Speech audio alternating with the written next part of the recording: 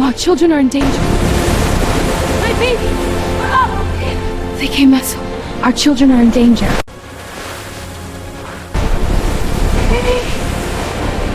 Okay, we must go. I will take you back. Don't be afraid. Stop! You don't know what you are doing! This is not right. They don't belong here. These are not ordinary children.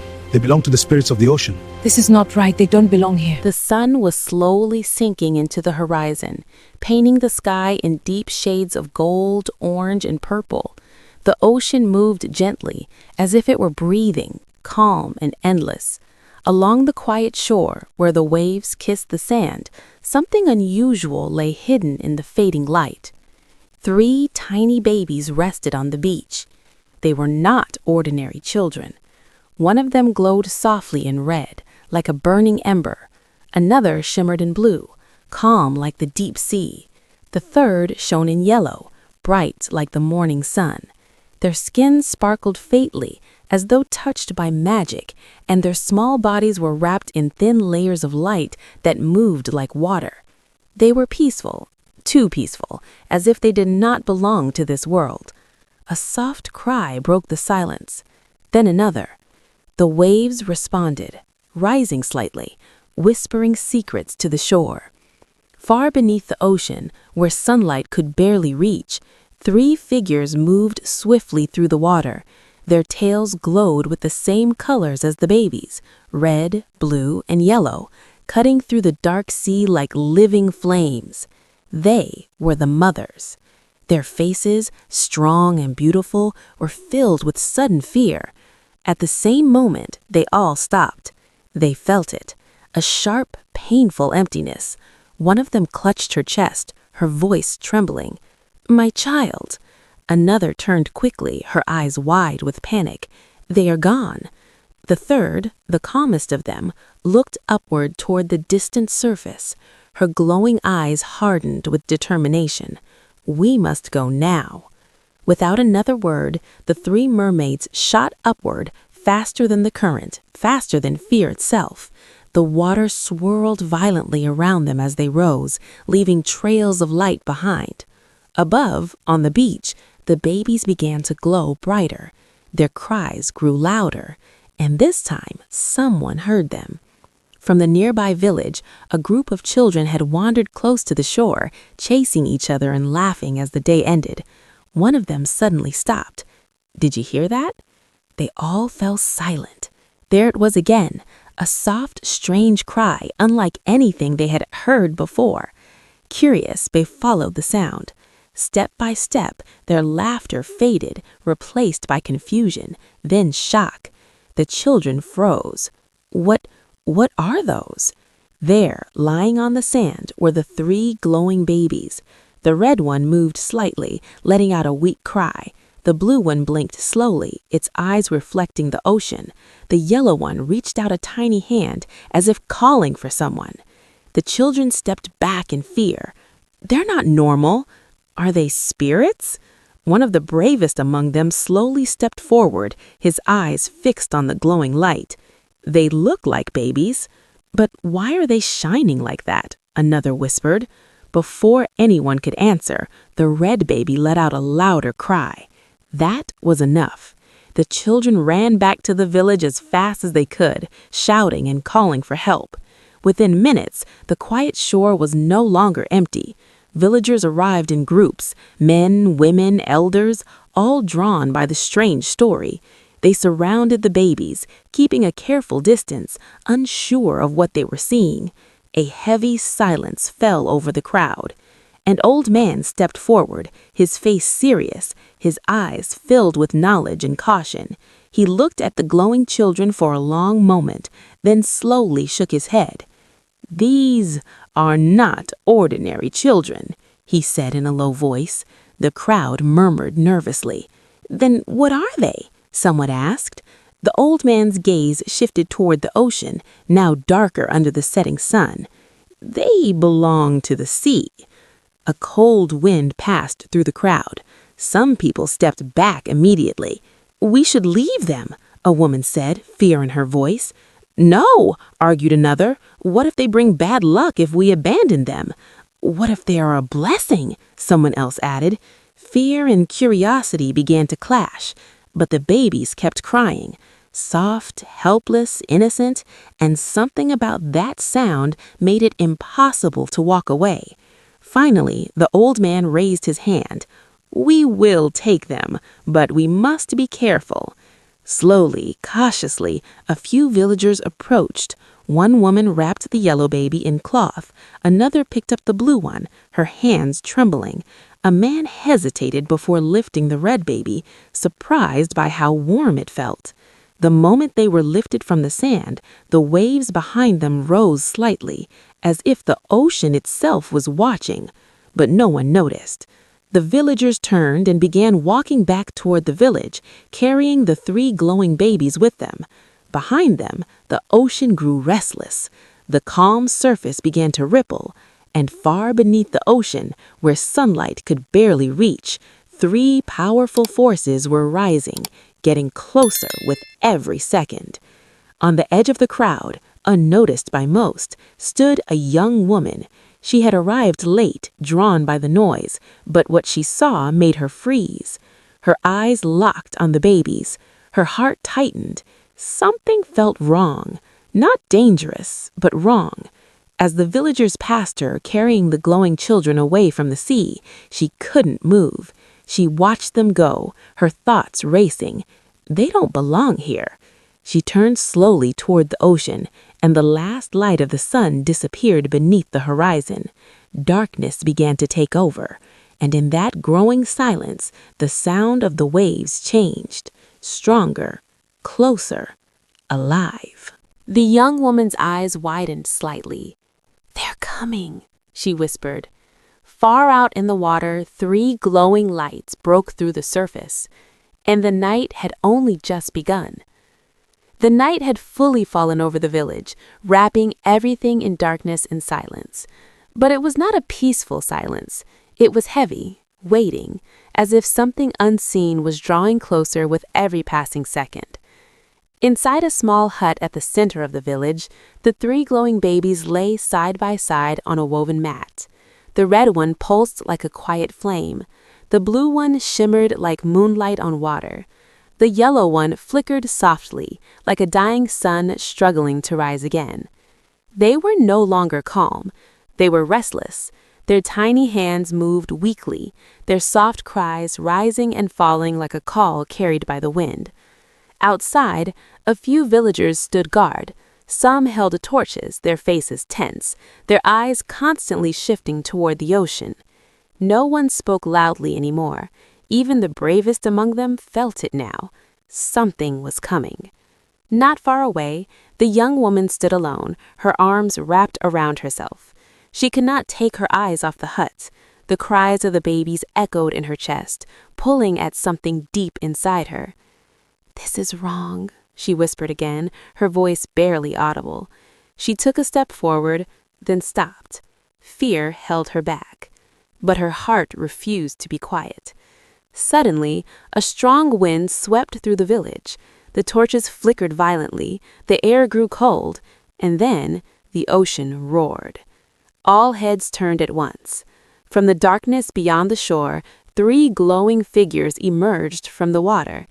They did not walk like humans.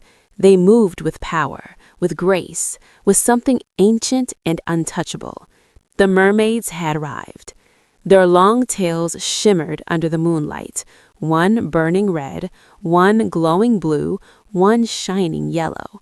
Water flowed around them as if it obeyed their every movement.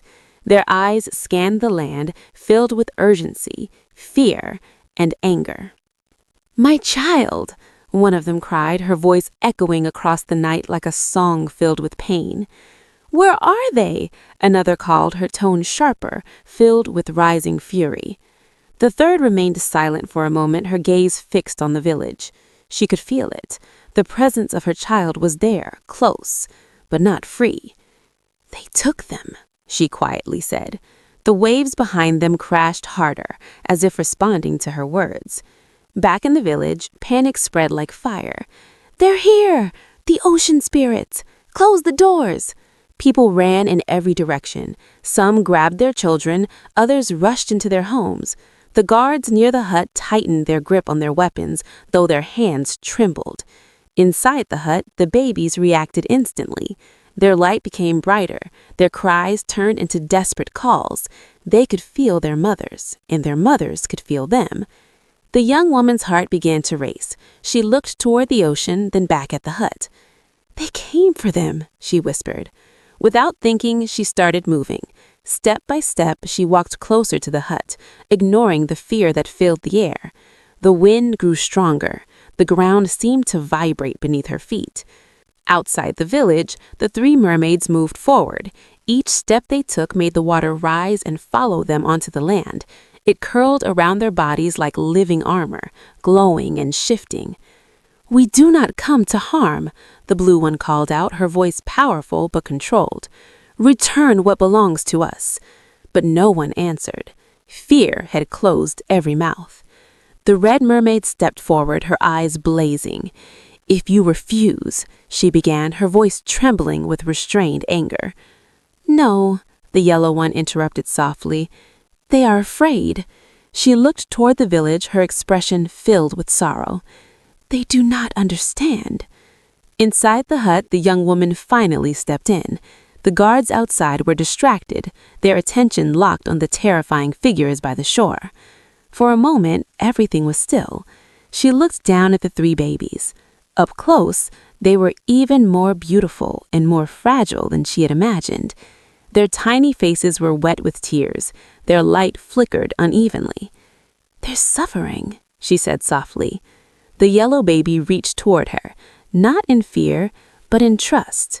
Her breath caught. "They want to go home." Her hands trembled as she slowly knelt beside them. Outside, a loud crash echoed as a wave struck the shore harder than before. Time was running out. The young woman closed her eyes for a brief moment. Then she made her decision. "I won't let them stay here," she whispered.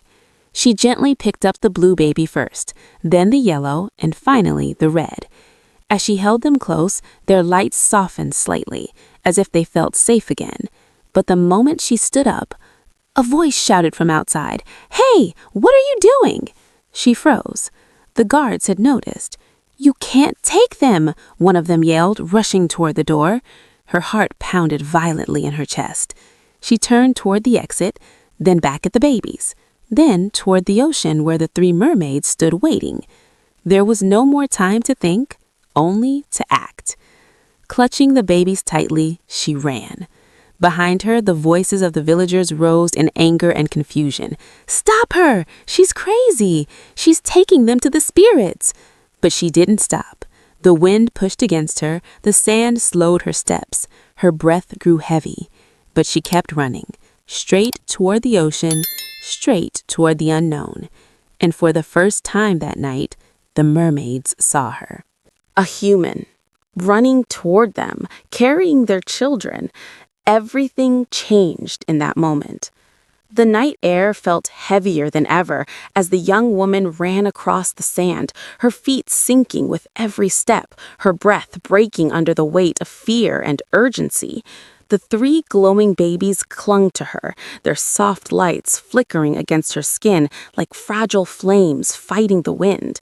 Behind her, the voices of the villagers grew louder. "Stop her! Don't let her reach the ocean!" Their footsteps pounded against the ground, chasing her, closing the distance little by little. But she did not look back. In front of her, the ocean roared, alive and restless. The three mermaids stood at the edge of the water, their glowing forms cutting through the darkness like spirits from another world. Their eyes were fixed on her, on the babies, on the moment that would change everything. For a brief second, time seemed to slow. The young woman's steps weakened, her arms trembled. Fear whispered in her mind. What if they hurt you? What if you are making a mistake? But then she looked down at the babies. The blue one blinked softly, its light calming. The yellow one held onto her finger. The red one let out a quiet cry, not of fear, but of longing. And in that instant, her doubt disappeared. "They belong with their mothers," she said under her breath. She took another step forward, then another. Behind her, the villagers were getting closer. A man reached out, almost grabbing her arm, but she pulled away just in time, her body driven by something stronger than fear. "No!" she shouted, her voice breaking through the night. "They are not ours!" Her words echoed. For a moment, even the villagers hesitated, but fear quickly returned to their faces. "They will bring danger," someone yelled. "They are not human. They belong to the spirits." The young woman stopped, not because she was afraid, but because she understood something they did not. She slowly turned, still holding the babies close to her chest. "They are just children," she said, her voice calmer now, but stronger than before. "Can't you hear them? They are crying for their mothers." The crowd fell into a brief silence. The wind howled between them. Far behind her, the ocean surged again, louder this time, as if agreeing with her words. The elder villager stepped forward, his face hard, his eyes filled with worry. "You do not understand what you are doing," he said slowly. "These are not children of our world." "And that is exactly why we must let them go," she replied without hesitation. The elder's jaw tightened. "And if they bring a curse upon us?" he asked. She shook her head gently. "They are not the danger. We are, if we keep what does not belong to us." Her words struck deeper than any shout. Some villagers lowered their eyes, others stepped back slightly.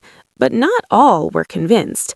"No!" a man shouted angrily. "We cannot trust the ocean. We cannot trust them." He pointed toward the three mermaids, who still stood at the edge of the water, watching everything in silence. "They are powerful. If we give them what they want, they will think we are weak." The tension rose again. The young woman felt it. The moment was slipping. She turned back toward the ocean. The mermaids had not moved closer. They were waiting, watching, judging. The blue mermaid stepped forward slightly, her eyes soft but filled with urgency. "Please," she called out, her voice carried by the wind, "bring them to us." The sound of her voice was different from before, less powerful, more human, more desperate. The young woman felt her heart tighten. She took a step forward, then another. But suddenly, a hand grabbed her shoulder. She gasped and turned sharply. It was one of the villagers. "You're not going anywhere," he said firmly. The babies began to cry louder. Their glow intensified, flickering wildly. The ocean responded instantly. A massive wave rose behind the mermaids, towering and alive, ready to crash onto the shore. The ground trembled. The villagers panicked. "What is happening? They're attacking!" But the young woman understood.